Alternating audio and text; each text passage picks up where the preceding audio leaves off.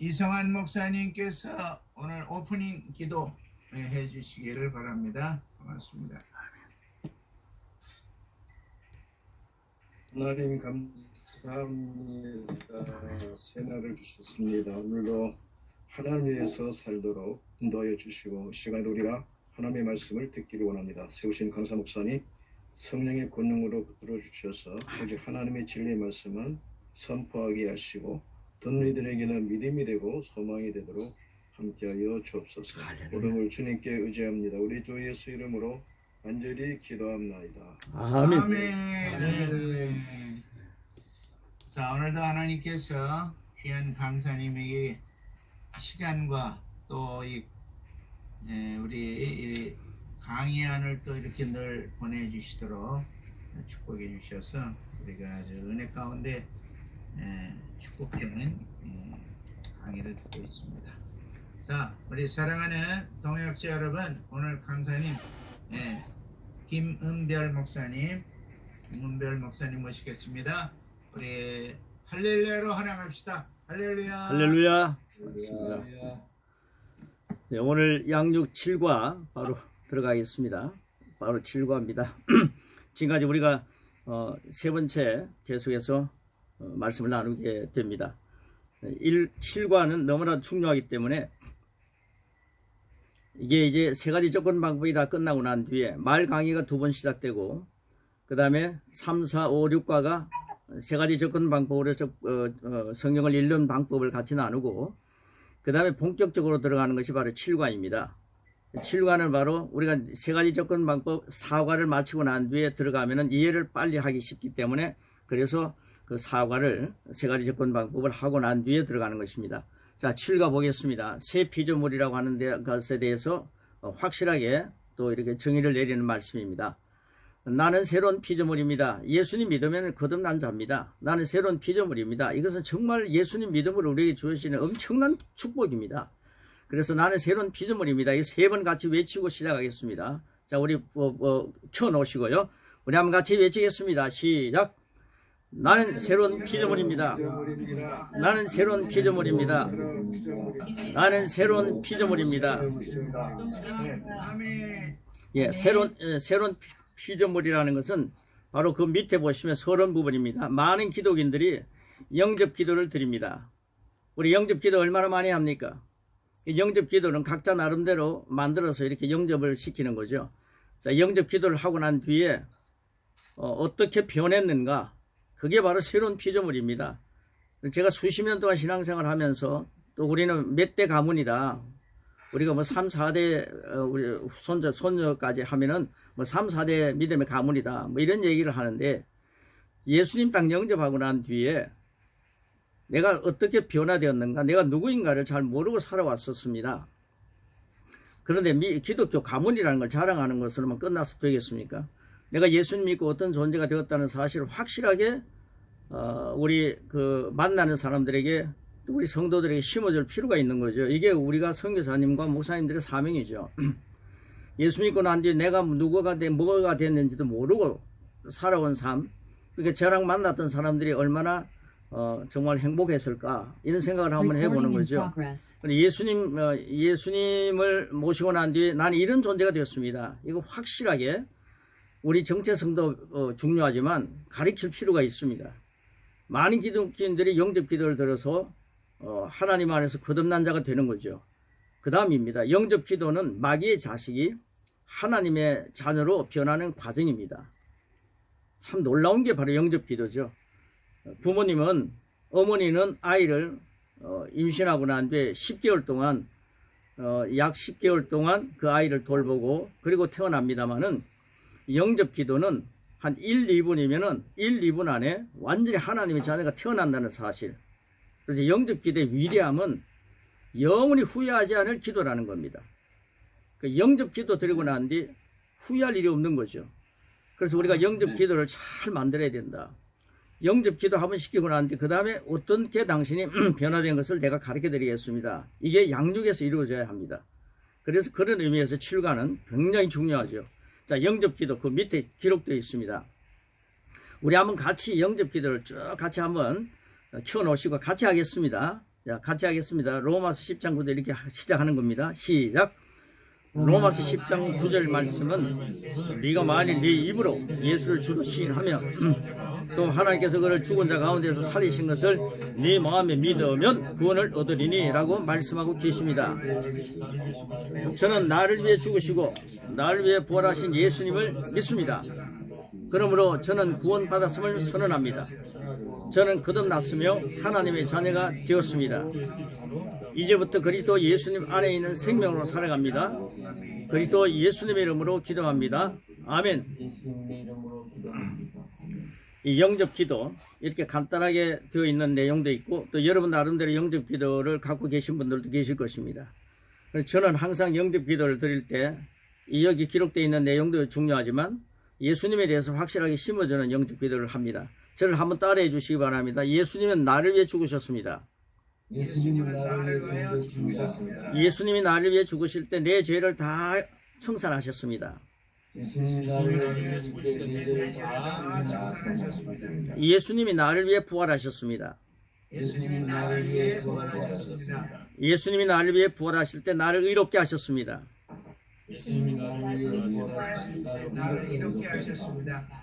나는 그 예수님을 나의 주님으로 영접합니다.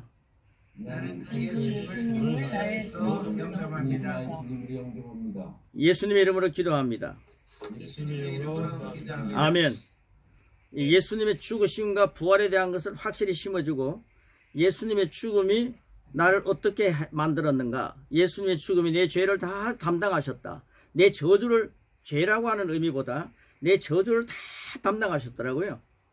그 다음에 예수님의 부활이 나를 하나님의 의롭게 만드셨더라고요. 굉장한 것이 바로 예수님이 하신 것입니다. 그래서 예수님의 공로를 믿는 사람이 예수님을 고백하고 예수님을 영접하는 거죠.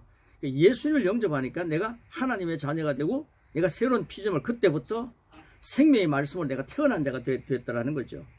된 거죠. 그러니까 우리가 확실하게 이 영접기도 하고 난 뒤에 내 실제가 무엇인가를 새 피조물이라고 하는 이 교제 속에서, 과제 속에서 이제 풀어가는 겁니다.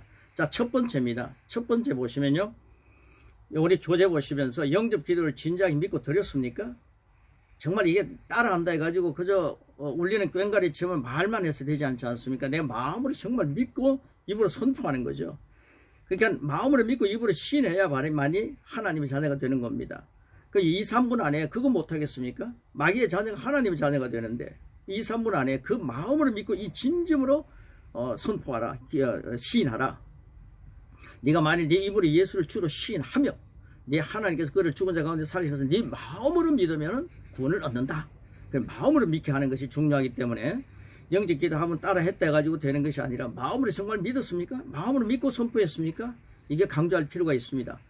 자, 영접기도를 진작에 믿고 드렸습니까? 질문을 드리는 거죠. 그 다음에 뭐라고 그럽니까? 그러면 죽어 천국 가는 그날이 아닌 바로 지금 어떻게 변했는지 가르쳐 드리겠습니다. 우리 더불어 선교사님께서 나는 지금 천국에서 살아간다 이런 말씀을 하셔서 나는 정말 그게 떠나지를 않아요. 머릿속에서. 나는 하늘나라 지금 산다. 그거 맞습니다.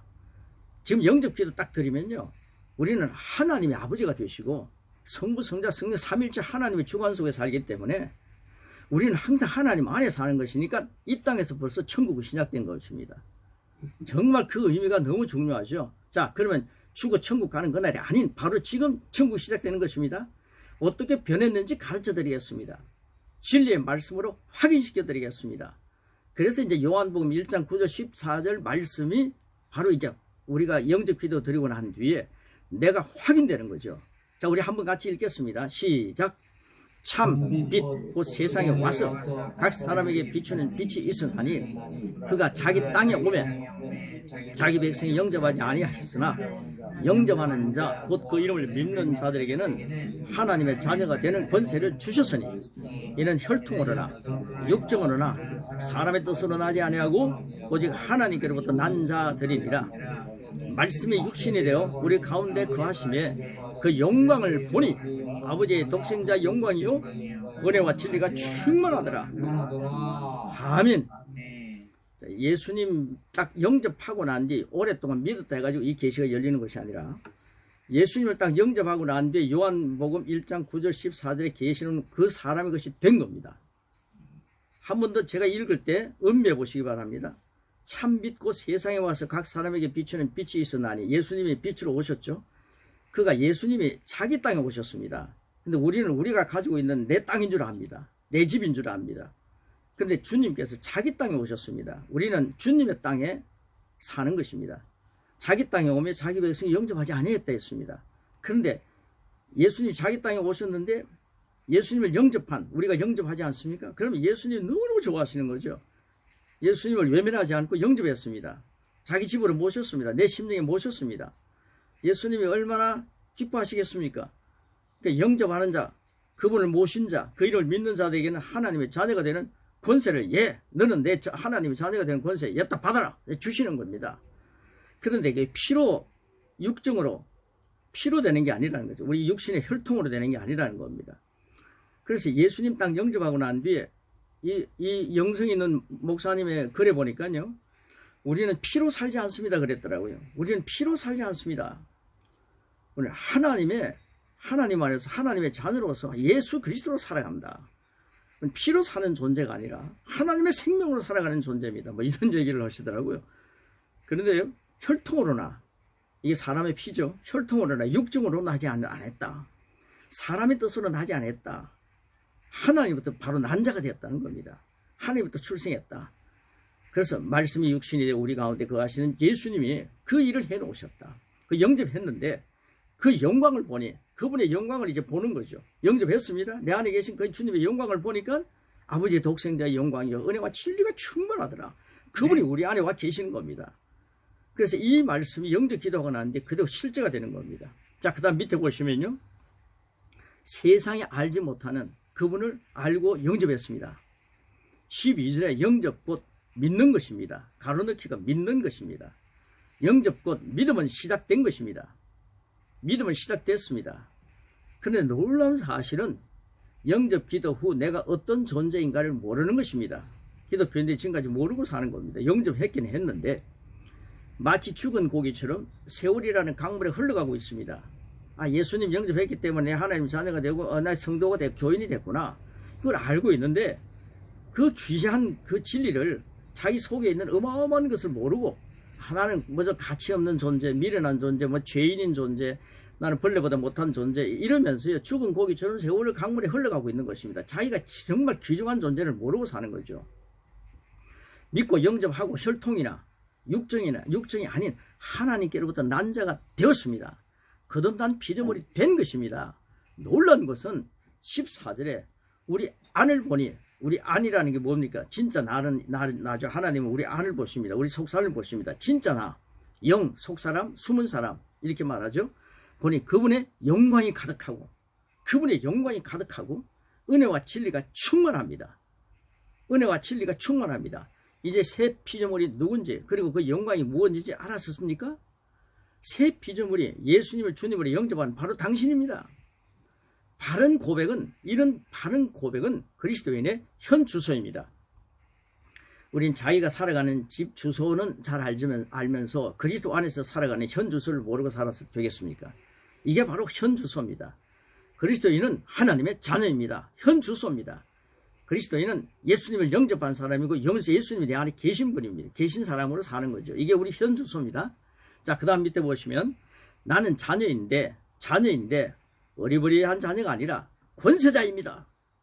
왕중왕이신 하나님으로부터 난 자입니다.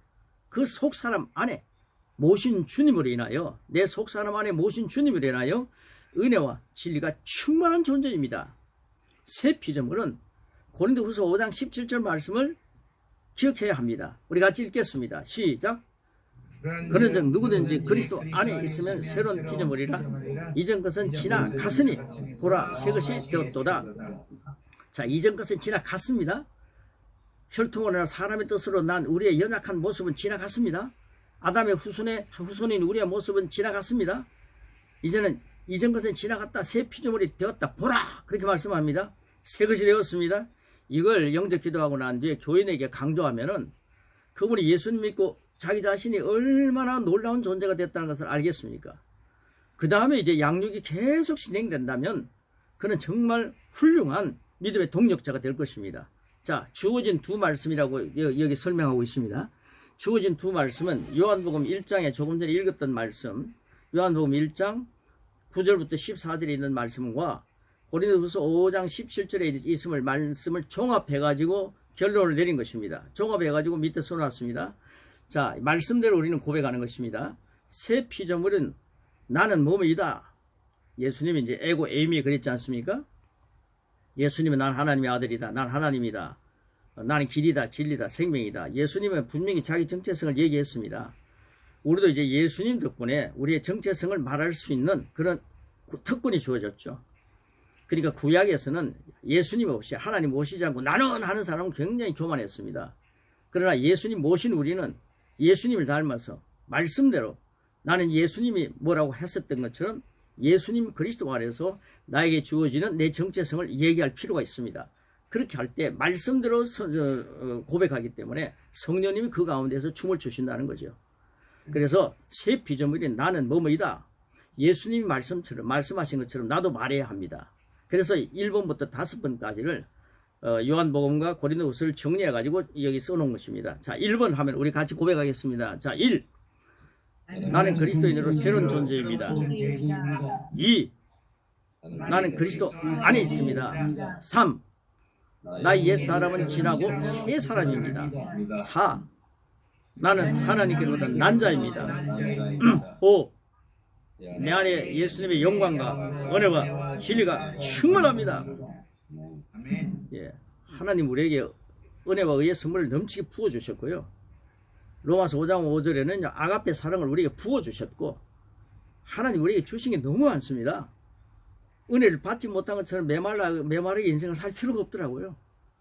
그래서 나는 새 피조물입니다. 이 5가지 고백하고 나면은 혈통으로나 육으로 난 존재가 아닙니다.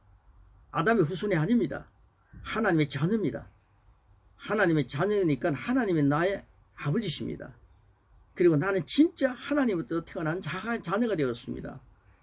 네, 그래서 이 사실을 영접 기도하고 난 뒤에 심어줄 필요가 있고, 이게 바로 영접한 사람은 바로 새 피조물입니다. 어마어마한 존재가 된 것입니다. 기독인으로서 이런 존재라는 사실을 중학교, 고등학교 때 배웠더라면, 초등학교 배웠더라면 얼마나 좋았겠습니까? 그래서 정성을 다하는 율법에 너무 찌들려가지고 새 피조물이라는 것을 모르면서 종교생활을 너무너무 오래 해왔는데, 근데 이 말씀을 알고 나니까 하나님이 너무 좋아하시고, 하나님이 그런 사람을 장성한 그리스도의 장성한 분량까지 성장하게 하시면서, 여러분 은혜와 의의 선물이 나에게 넘치고 있다. 나는 내 속에는 하나님의 영광과 은혜와 진리가, 예수님의 영광, 은혜와 진리가 충만한 존재다.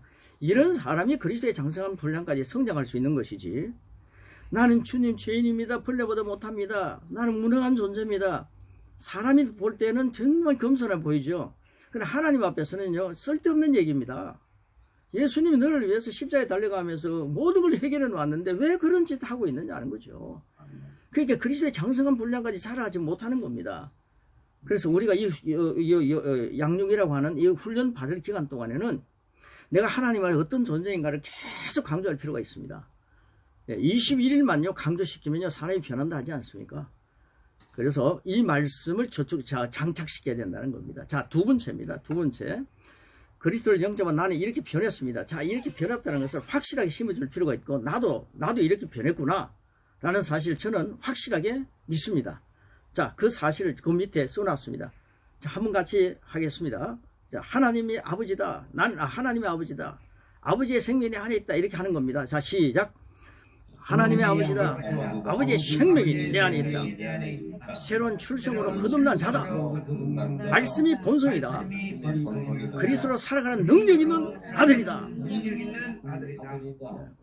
여러분, 이제는요 세상에 유행어 만들지 마십시오. 주님이 내 안에 계시기 때문에, 예수님을 주라 고백하는 성령님이 내 안에 계시기 때문에 나는 그리스도로 살아가는 능력 있는 하나님의 아들입니다. 이 사실을 우리는 계속해서 주입해야 합니다. 장착해야 합니다. 참으로 놀라운 변화여 힘이 넘치는 고백입니다. 이 특권을 받고 장농 면을 같이 농속에 넣어놓고 넣어두고 바른 활동을 못한 세월들이었다면 너무너무 많은 세월을 그렇게 보냈더라고요. 저 자신이. 이제 이전 것은 다 지나갔습니다. 보라, 새 것이 되었습니다. 언제부터 새 것이 된 것입니까? 태어날 때부터 새 것이 된 것입니다. 영접 기도하고 나면요, 딱 태어난 자입니다. 사탄은 우리가 하나님의 생명으로 사는 것을 못 봐줍니다. 이제 우리가 새 생명 되니까요, 사탄이 얼마나 그걸 공격하겠습니까? 이걸 준비시켜야 됩니다. 그러니까 이런 말씀을 고백하면 사탄이 우리에게 침투할 수 없습니다. 나는 그리스도 안에 있다. 나 옛 사람은 지나고 새 사람이 되었다. 이런 말씀을 고백하게 하면요, 사탄이 우리를 건드릴 수 없습니다.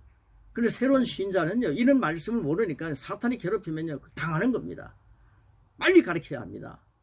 사탄은 우리가 하나님의 생명으로 사는 것을 못 봐줍니다. 그러나 하나님은 하나님의 자녀된 그분의 자녀가 이 귀한 생명을 가지고 얽매인 것을 못 봐줍니다.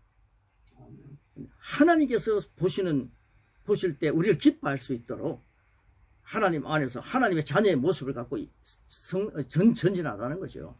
자, 야고보서 1장 18절 말씀입니다. 확인시켜 주는 겁니다. 얼마나 귀한 말씀입니까? 우리 같이 한번 읽겠습니다. 그가 자기의 뜻을 따라 진리의 말씀으로 우리를 낳으셨느니라. 자, 우리는 진리의 말씀으로 태어났습니다. 적어도 그리스도인 나는 하나님 말씀으로 태어난 자입니다. 말씀 체질로 살아야 정상입니다. 정상입니다. 말씀 체질로 살아야 정상입니다. 말씀이 본성이니 말씀 표현이어야 합니다.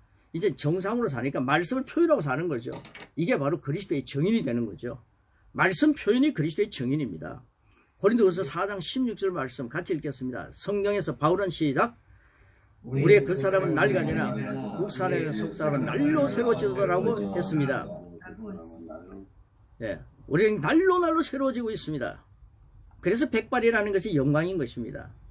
백발이라는 것이 말씀을 가지고 살기 때문에 새로워지는 것을 누리기 때문에 영광이지, 말씀을 제하고 인생을 그만큼 살았다, 연륜을 자랑하는 것은 영광이 아닙니다. 이 말씀과 같이 살고 때문에 그리스도인의 백발은 영광이 되는 거죠. 날마다 내가 새로워지고 있구나. 연세 잡수시면서 계속해서 나는 새로워지고 있다는 비전을 놓치지 마시기 바랍니다. 자, 베드로는 뭐라 그랬습니까? 베드로는 같이 읽겠습니다. 시작. 오직 마음에 숨은 사람을 온유하고 안정한 심령에 썩지 않을 것으로 하라. 이는 하나님 앞에 값진 것이니라. 네, 라는 말씀에서 마음에 숨은 사람이라고 표현했습니다. 마음에 숨은 사람, 썩지 않을 사람, 엄청난 겁니다. 요한복음 3장 4절 3절은 예수님께서 대답하여 이르시되, 한번 같이 읽겠습니다. 시작. 예수께서 대답하여 이르시되 거듭나지 아니하면 하나님의 나를 볼 수 없느니라. 거듭난 영은 어디로부터 난 것입니까? 위로부터 난 영입니다. 여러분, 우리가 예수님 영접하고 난 뒤부터는 위로부터 난 자입니다. 원문의 의미는 다시 위로부터라는 뜻이 있습니다. 이 거듭남이 없으면 하나님의 나를 볼 수 없습니다.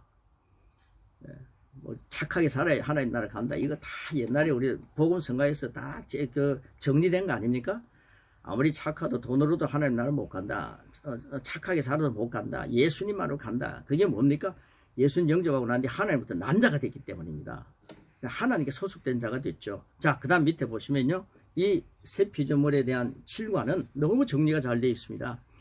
아담의 후손이 제2 아담인 예수님을 통해 하나님의 후손이 되었습니다. 믿습니까? 이게 바로 중요한 거죠. 그래서 아버지가 하나님이신 사람들은 이렇게 살아가는 것이 당연한 것입니다. 자, 그래서 고린도후서 5장 16절이 그런 말씀을 우리에게 제시하고 있는 거죠. 자, 같이 읽겠습니다. 시작. 그러므로 우리가 이제부터는 어떤 사람도 육신을 따라 알지 않으나 비록 우리가 그리스도로도 육신을 따라 알았으나 이제부터 그같이 알지 아니하노라. 육신을 따라서 사람 보면 안 됩니다. 우리 속에 예수님 모셨다는 것 때문에 그 사람은 귀중하게 보는 거죠. 하나님 우리 속 사람을 보는데, 예수가 내 안에 있구나. 넌 나의 아들이야. 너는 나의 딸이야. 이렇게 말씀하시는 거죠. 그 사람 보고 하나님은 말씀하지 않습니다. 속 사람 보고 보십니다. 예수님 모시면 넌 나의 자녀다. 이게 약속입니다. 그래서 바로 밑에 보시면요, 이것이 바른 인식이 되어야 합니다. 구약의 사람들은 이런 특권을 누릴 수가 없었습니다. 왜 그럴까요? 하나님이신 예수님이 이 땅에 오시기 전에 사람들이기 때문입니다. 이제 우리는 이 특권을 모두 누릴 수 있습니다. 그것도 2000년이 지난 지금입니다. 예수님이 오시고 난 뒤 2000년 검증이 다 되고 난 뒤 지금 살아가고 있기 때문에요. 우리는 예수님을 잘 믿지 못할 수가 없는 겁니다. 잘 믿을 수밖에 없는 거죠. 요한일서 4장 4절은 뭐라 그럽니까? 시작. 자녀들아 너희는 하나님께 속하였고 또 그들 이겼나니 이는 너희 안에 계시니가 세상에 있는 자보다 크심이라.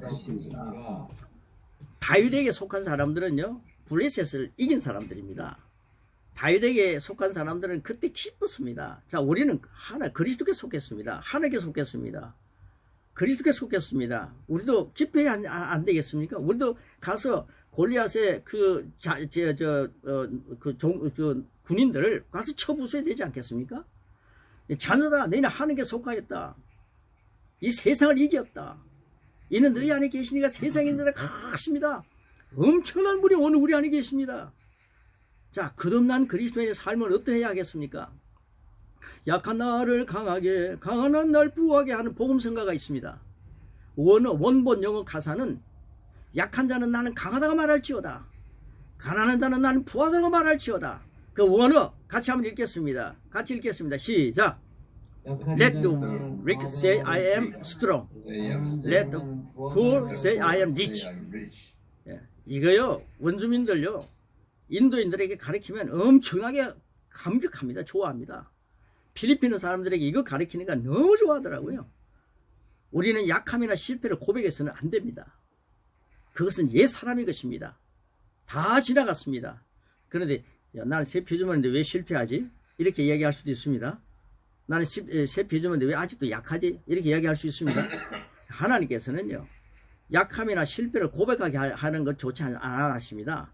약함이나 실패를 딛고 일어서게 하시는 분이 하나님이십니다. 그러니까 나는 약하다, 실패했다 이런 얘기 하지 마시고 나는 약함이나 실패를 딛고 일어서게 하시는 하나님 안에 산다, 이런 고백을 하라는 거죠. 자, 그 다음입니다. 이제 후로는 복음의 능력을 말해야 합니다. 여러분, 목사님들이 복음의 능력을 말해야 합니다. 선교사님들이 복음의 능력을 말해야 합니다. 복음을 자랑해야 합니다. 그리고 복음대로 말하고 복음대로 살아가도록 우리를 말씀으로 낳으셨습니다. 할렐루야. 그래서 이 말씀을 나는 새로운 피조물이라, 이걸 이제 성경 말씀이 이 내용을 확실하게 뒷받침해 주고 있더라고요. 그래서 이 말씀을 나누시면서 성경 말씀을 딱 펴놓으시고요, 고린도서 5장 17절을 찾아가면서 읽고 나는데 하면 더 좋습니다. 자, 우리는 시간 관계상 같이 보겠습니다. 자, 1번인데요. 고린도 후서 5장 17절은 나는 새 피조물이라고 말씀하고 있습니다. 자, 나는 새 피조물이라는 말씀을 성경을 근거해가지고 하는 겁니다. 그러니까요, 나는 새 피조물입니다. 하나님이 나를 새 피조물로 만드셨는데 나는 존재가 아직도 새 피조물 못 되었습니다. 이런 헐값에 얘기하면 안 됩니다. 하나님 말씀을 고백해야 됩니다. 그런 것들을 이제 강조할 필요가 있죠. 우리 교인들 잘 세워줘야 합니다. 자, 우리 한번 제자들 잘 세워야 합니다. 자, 1번입니다. 자, 1번은요, 고린도서 5장 17절 한번 때려주시기 바랍니다. 나는 새 피조물입니다. 나는 새 피조물입니다. 자, 2번은요, 베드로전서 1장 23절입니다. 우리가 태어난 본성, 새로운 생명은 썩어질 것이 아니라는 겁니다. 그래서 나는 영원한 존재다, 이렇게 고백하게 하는 겁니다. 나는 영원한 생명을 가지고 있는 존재다. 저를 따라해 주시기 바랍니다. 나는 영원한 생명을 가진 존재다. 네, 이런 말씀을 이제 만들어서 하시면 좋죠. 그 다음 야고보서 1장 18절입니다. 진리의 말씀 우리를 낳으셨지 않습니까? 나는 말씀 출생자다. 말씀으로 출생했다. 시작. 나는 말씀으로 출생했다. 네, 말씀으로 태어났다. 이게 이제 새 피조물이 강조해야 할 내용입니다. 갈라디아서 2장 20절입니다. 나는 그리스도로 사는 존재다. 시작. 나는 그리스도로 사는 존재다. 존재다. 예, 우리는 자꾸 죽었는데 이 살아있다고 생각하니까 자꾸만 그 베레아 사람들은요, 말씀을 듣고 난 뒤에 논쟁하지 않고 집으로 돌아가 가지고 이게 정말 그런가 하고 상고했다 그랬습니다. 근데 우리는요, 말씀을 딱 듣고 난 뒤에 너무 논쟁을 많이 해요. 혈통으로 논쟁을 많이 하고 육정으로 논쟁을 많이 합니다. 바리새인과 서기관들의 논쟁을 너무 많이 합니다. 그래가지고 유익할 게 하나도 없습니다. 아, 이 말씀이 정말 그런가? 사도 바울의 말씀을 듣고 집으로 돌아가서 그 말씀이 그런가 하고 상고했다 그랬습니다. 그들은 신사적이었다는 거죠. 여러분, 우리는 그리스도 안에서요, 예수님 안에서, 나는 이제 내 예수님 안에서 태어날 때 나는 이미 죽은 존재더라고. 그리스도와 함께 십자가에 못 박혀 죽은 날이. 예수님 믿고 나니 나는 실제는 혈과 육은 다 죽었습니다. 그렇게 살아있기 때문에 자꾸만 논쟁을 하는 겁니다. 죽은 날이. 이제는 내가 산 것 아닌 내 안에 그리스도 사신 것이다. 그러니까 나는 그리스도로 사는 존재다. 이게 확실하게 되면은 이 정말 말씀이 그런가 개인적으로 상고할 필요가 있습니다. 그리고 이 말씀이 그렇다면 하면서 기도하십시오. 그러면 마음에서 엄청난 역사가 일어나는 것을 저는 경험할 수 있습니다. 자, 그 다음 5분입니다. 가라사대 3장에 있는 말씀 26절 27절. 나는 그리스도로 옷 입었습니다. 시작. 나는 그리스도로 옷 입었습니다. 예, 저는 이 말씀하면서 늘 그렇게 말씀합니다. 오늘 제일 좋은 옷을 입고 오셨습니다. 여러분은 보이는 옷이 아니라 그리스도로 옷 입은 분들입니다. 여러분, 그리스도로 옷 입은 사람들은요, 우리가 그 예비군 훈련, 한국 사람들은 예비군 훈련 잘 알지 않습니까? 예비군 훈련복을 입고 있는데요, 장교 예비군 훈련복을 입고 있는 사람들은 확실히 폼이 달라요. 하는 행동이 다릅니다. 우리는 그리스도로 옷 입고 삽니다. 그리스도로 옷 입고 삽니다. 사관생도들을 왜 멋있는 옷을 입히겠습니까? 너희들은 폼이 달라야 된다는 거죠.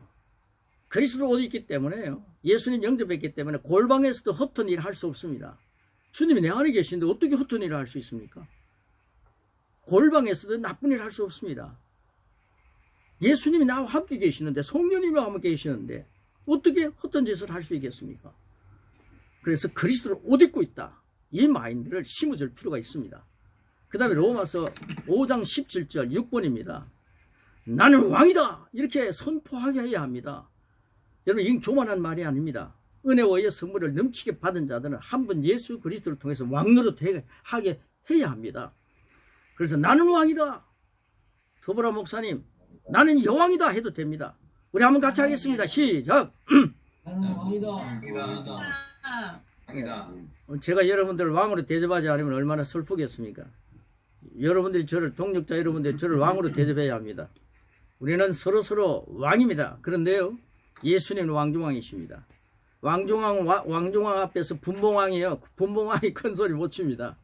그러니까 예수님이 하신 것처럼 본받아서 제자들의 발을 씻겨주는 왕입니다.